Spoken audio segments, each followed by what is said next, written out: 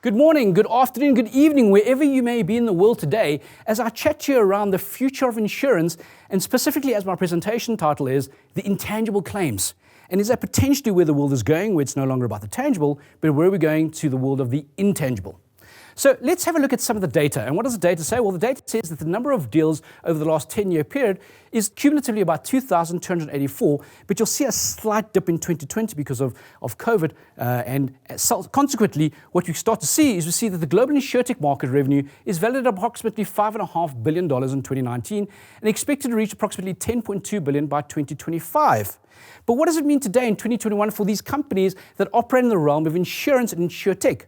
Well, insurance companies today are already leveraging technologies such as big data, artificial intelligence, consumer wearables, and smartphone apps to transform the way in which they do business. Some companies are using smart technologies on their home geysers to determine proactively, is your geyser going to burst or not, and therefore how do they ensure that it's prevention versus cure.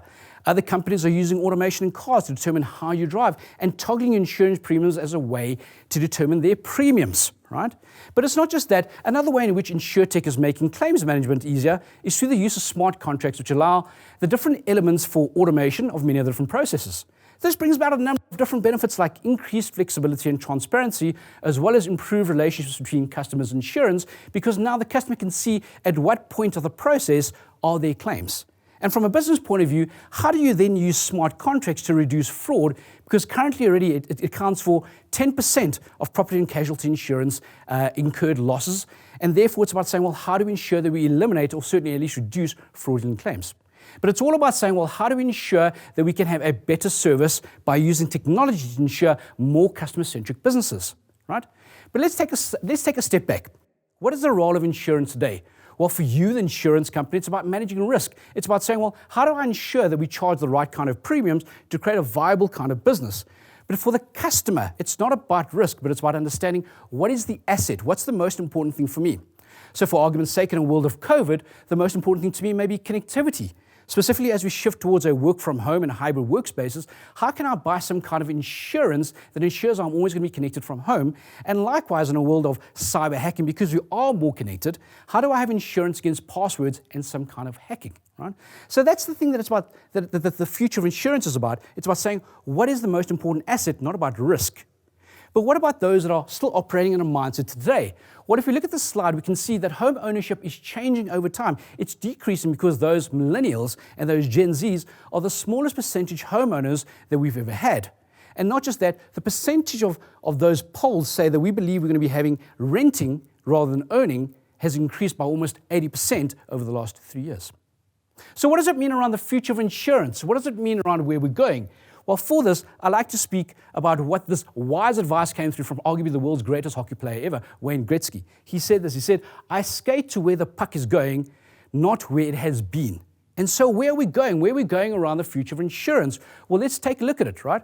Because you can see that it's now shifting towards the world of ones and zeros. It's very much around saying, well, what are the intangible assets that we can now insure? Because these new intangible products come through in the metaverse. It's no longer about the physical, but it's a shift towards the intangible. And in his book in 2013, Eric Schmidt and Jared Cohen spoke about digital identities, where in the real physical world, you could be a 40-year-old male and you could be working at an investment bank. But in a virtual world, you could be potentially a 14-year-old girl with no credit history. And so we need to say, well, what does that mean? Because that new digital identity is the most important identity as we move into a world that is increasingly becoming more online. Because it's not just about access to credit, but it's also about how do we build our presence in this world today, right? And so it's not just about that, but it's also about all these different kinds of virtual assets. Now, you may have not heard the story, but in May of this year, in May of 2021, a virtual Gucci bag on Roblox, the metaverse building company worth $52 billion, sold a virtual Gucci bag for $4,100. And while that's absolutely insane, it's because the actual physical product only costs $3,400. And this isn't an NFT. The use of this Gucci bag is only useful within the world of Roblox. And so it's only useful within that closed environment. And yet people are spending more on a digital asset than a physical asset, right? And so we need to start to think about this world of the metaverse and these intangibles in terms of how important it may be. Now, as I turn around the room, let me ask you this question. What do these three people have in common? Does anybody know? Well, think about it for a second. Well, the first one is this. The first one is Ben Turpin, almost 100 years ago, in the 1920s. He insured his unique cross-eyed squint for $20,000. Followed very shortly, or rather in more recent years, by Kim Kardashian insuring her rather luxurious derriere for $21 million, and Julia Roberts her smile for $30 million. And so we can see it's not just a shift away from the intangibles, but to new kinds of products and new kinds of assets.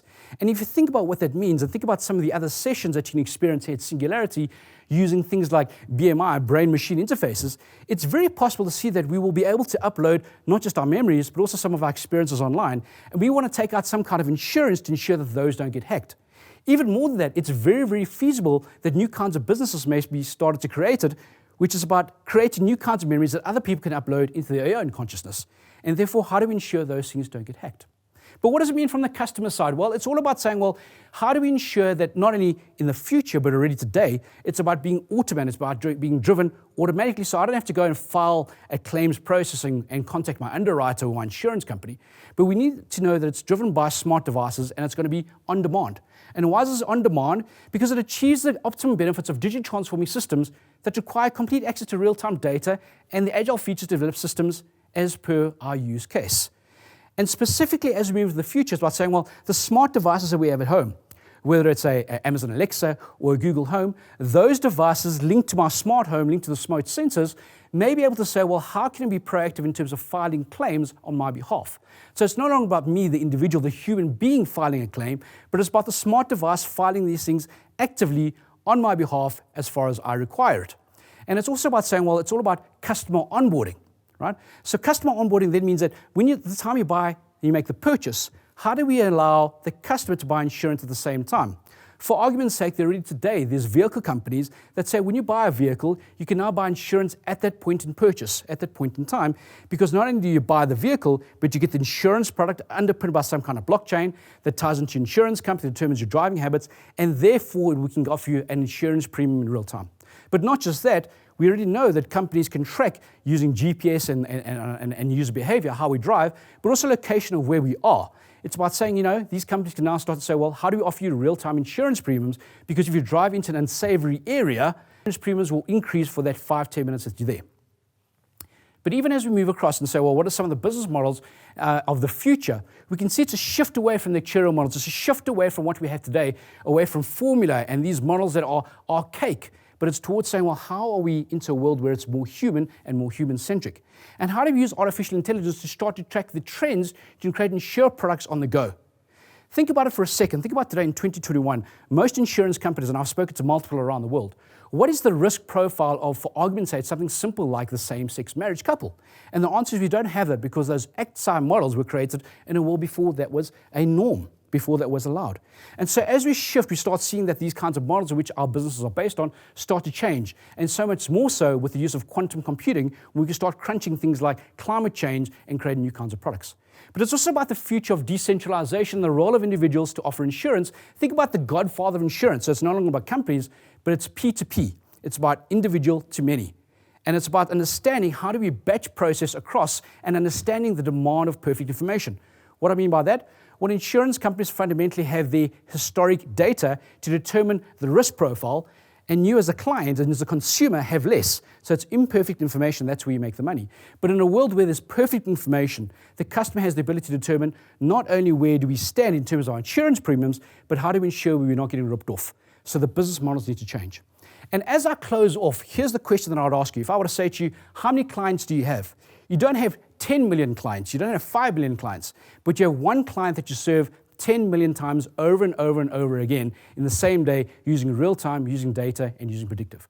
So as I close off my chat, the question is, the future of insurance, is it very much the intangibles, or is it more about the intangible claims that we make?